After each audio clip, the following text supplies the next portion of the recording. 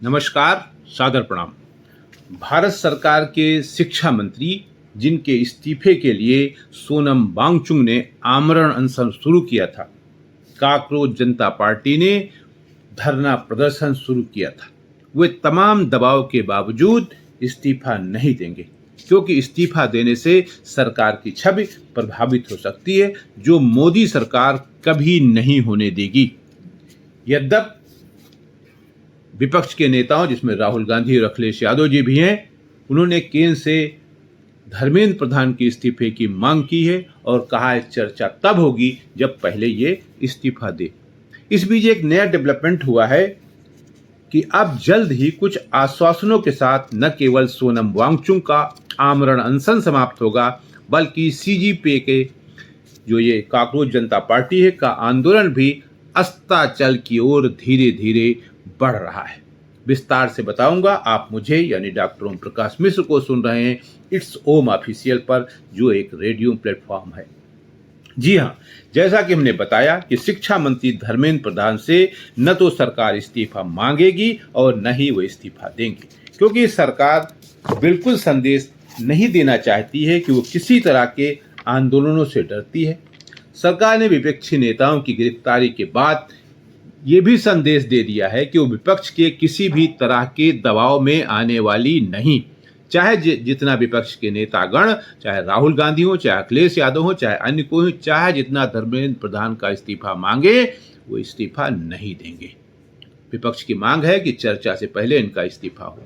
दरअसल मोदी सरकार ने 2014 के बाद से जिस तरह का ताना बाना बुना है, उसके मुताबिक लोकतंत्र के सभी स्तंभ यानी विधायिका, कार्यपालिका, न्यायपालिका तथा अगर आप पत्रकारिता को भी चौथा स्तंभ मानते हो तो वह सब के सब उसकी मुट्ठी में हैं। वो जिस तरह चाहे उनको हाँक सकते हैं। वैसे हाँक सकते हैं या नहीं, बल्कि हाँक भी रहे हैं।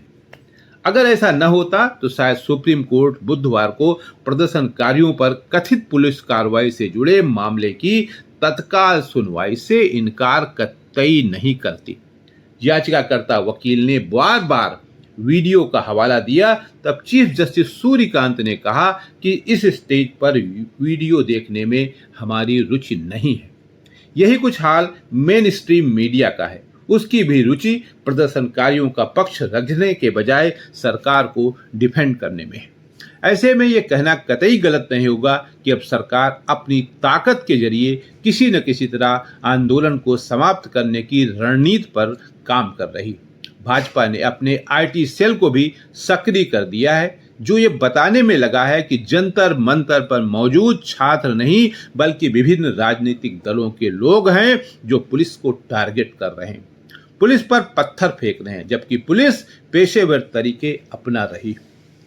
इस बात की पुष्टि इस बात से भी होती है कि बुधवार को दोपहर बाद जब स्वास्थ्य मंत्री जेपी नड्डा ने अपनी प्रेस कॉन्फ्रेंस में इस मुद्दे पर बात की तो उन्होंने कहा कि सरकार चर्चा के लिए तैयार है, लेकिन छात्रों के मसलों का राजनीतिकरण अच्छा नहीं है। नड्डा ने कहा, नेता प्रतिपक्ष राहुल गांधी ने जो 150 पेपर लीक होने की बात कही है वो जांच का विषय है और हम इसका सच सामने लाएंगे। साथ ही उन्होंने कांग्रेस शासित राज्यों में हुई पेपर लीक की घटनाओं को भी बड़ी शिद्दत के साथ पेश किया और कहा कि इस हम्माम में सभी नंगे। इससे पहले मंगलवार की रात जेपी नड्डा ने गुरुग्राम के मेदांता अस्पताल में स्वास्थ्य लाभ कर रहे सोनम वांगचुक से भी मुलाकात की और अनशन समाप्त करने का अनुरोध किया। उनके साथ एक अन्य राज्य मंत्री जितेंद्र सिंह भी थे। इस मुलाकात के बाद जारी बयान में सोनम वांगचुक ने पेपर लीक न हो पाए इस पर सरकार को सख्त कदम उठाने की बात तो की, लेकिन धर्मेंद्र प्रधान के इस्तीफे की मांग को उन्होंने इग्नोर कर दिया।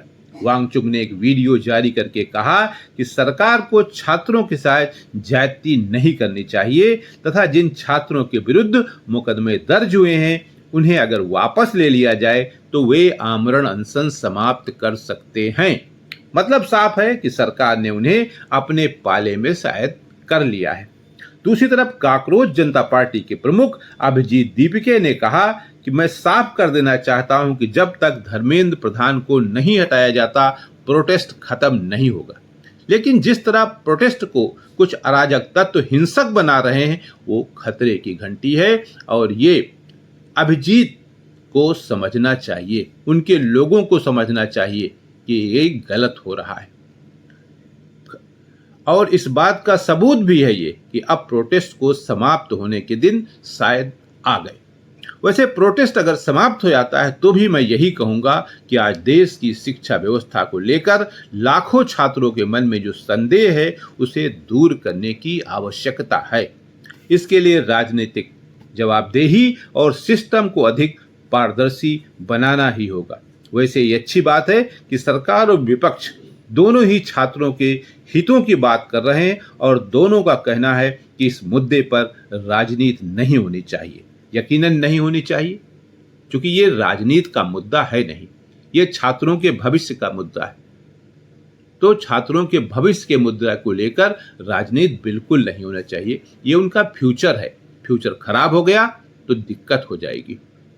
उम्मीद की जा सकती है कि ऐसा ही होगा। अब समय आ गया है कि सरकार शिक्षा व्यवस्था में ऐसे सुधार करे जिससे हर वर्ग के लोगों को तरक्की का मौका मिले और ये सवाल आइंदा अब न उठे कि पेपर लीक हुआ, क्योंकि पेपर लीक होने से सरकार की ही नहीं फजीहत होती है बल्कि सिस्टम पर लोग उंगलियां उठाते हैं, जो अच्छा नहीं है। आज के लिए इतना ही। नमस्कार।